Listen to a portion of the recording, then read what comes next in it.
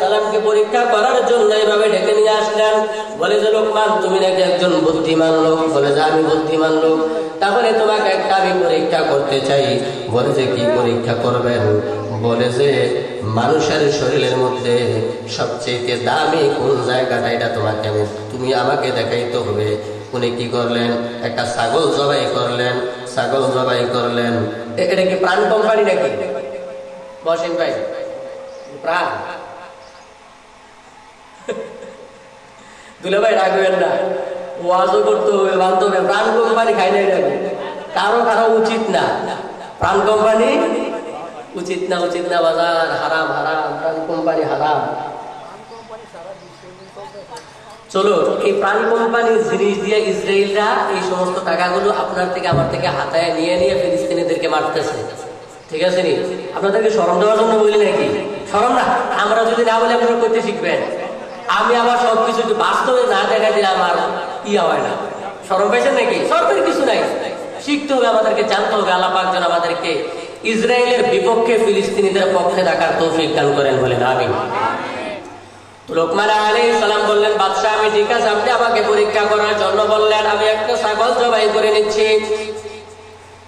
লোকমান আলাইহিস সালাম একটা ছাগল জবাই করে ছাগলের যে কলিজাটা আছে, কলব আছে, কলব, এই কলবটাকে বাদশার সামনে উপস্থিত করে দিলেন।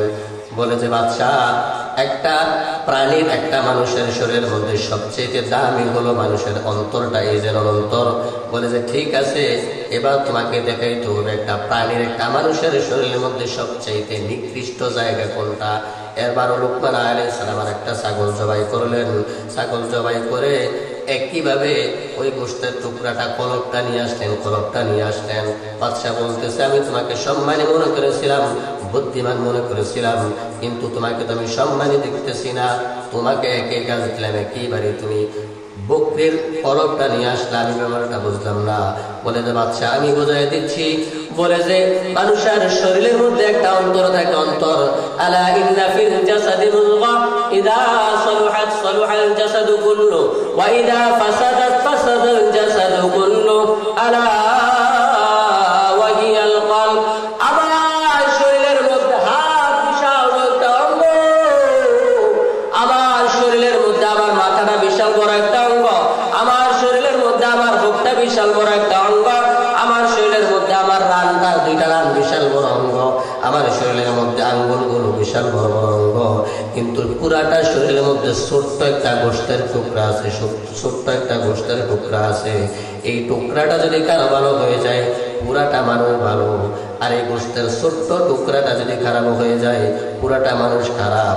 বলে যে পুরাটা শরীরের মধ্যে যে জায়গাটার মধ্যে কলব থাকে, কলব থাকে, এই কলবটাই হলো আসল। পুরাটা শরীরের মধ্যে যার কলব ভালো, সে পুরা মানুষ ভালো। যার কলব ভালো না, সে কোনোদিন ভালো মানুষ হইতে পারে না। হাকিকত সে তো দুনিয়া বেখবর গায়, দুনিয়া কি নুমাইশ পর নজর হায়। আচ্ছা, আমি দেখতে কি কালা নাকি সাদা? সাদা না, মোটামুটি সাদা। এখন আমার ভিতরটা যদি কালো হয়, মানে অন্তরটা, ওই ছোট্ট গোশতের টুকরা, এটা যদি খারাপ হয়, আমি সাদা হওয়া সত্ত্বেও কি ভালো নাকি খারাপ? আমাদের মহাসেন ভাই কালো না সাদা? কালো না। এখন ওনার ভিতরটা যদি সাদা হয়ে যায়, তাহলে উনি প্রকৃতপক্ষে কি আসলে কালো নাকি সাদা? তাহলে উপরে দিয়ে যেমন হোক, উপরে দিয়ে ফিটফাট, ভিতরে দিয়ে সদরঘাট হলে লাভ নাই। ঠিক আছে নি? তাহলে ভিতরটা আমাদেরকে পরিষ্কার করতে হবে। ভিতরটা পরিষ্কার করতে হবে কিভাবে বলেন? কয়েকটা মেডিসিনের মাধ্যমে। একটা মেডিসিন হলো লা ইলাহা ইল্লাল্লাহ, জোরে লা ইলাহা ইল্লাল্লাহ, সবাই লা ইলাহা।